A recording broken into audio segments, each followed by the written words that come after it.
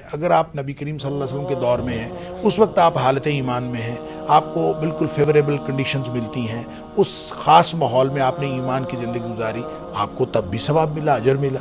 अगर आप ऐसे दौर में हैं जो दज्जाली दौर है, उस दज्जाली दौर में आप ईमान की बुनियाद पर ज़िंदगी गुजारना चाहते हैं तो ये शदीद मुश्किल है। अब उसी तरह की ज़िंदगी आप अब गुजारने की कोशिश करें तो ये तो एक इंतहा दर्जे का मुश्किल काम है।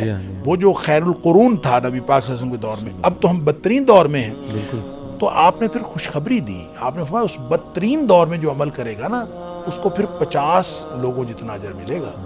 तो साहबा ने पूछा 50 लोग उस दौर के या 50 लोग हमारे दौर के?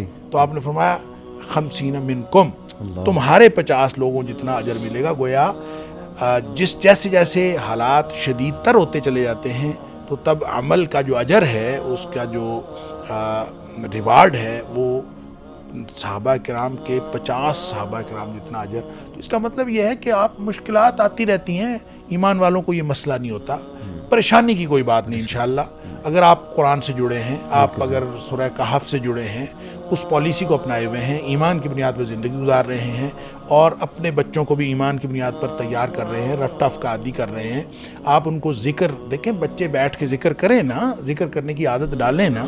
और आप देखें, ख़ुद आप एक्सपीरियंस आपने यकीनन किया होगा और अपने बच्चों को एक्सपीरियंस करवाएं, जितना ज़्यादा बच्चे जिक्र करेंगे भूख कम होगी अल्लाह, और आपको ये मादी भूख खत्म होती जाती। एक है वो लस्ट, जो मादियत को हासिल करने वाली लस्ट है, वो भी ख़त्म होती है, और वो जो इश्तिहा है, भूख, वो भी कम होती है। जब जैसे जैसे आप जिक्र के अंदर इन्वॉल्व होते चले जाते हैं, तो आप अगर ऐसी आदत बना लें और हमारे बच्चे ऐसी आदत बना लें कि वो अपनी ज़िंदगी जो है वो अल्लाह के ज़िक्र से मुज़य्यन कर लें, तो ये आहिस्ता आहिस्ता ये हम इंशाअल्लाह उस तर्ज अमल के और उस ईमानी ज़िंदगी के आदी हो जाएंगे जो दज्जाल के ख़िलाफ़ हमें पूरा इंशाअल्लाह हमें कोई मसला नहीं होगा, क्योंकि अल्लाह ताला ने वादा किया हुआ है अहले ईमान के। देखें, शैतान ने कहा मैं तेरे बंदों को गुमराह करूँगा, मैं ये करूँगा।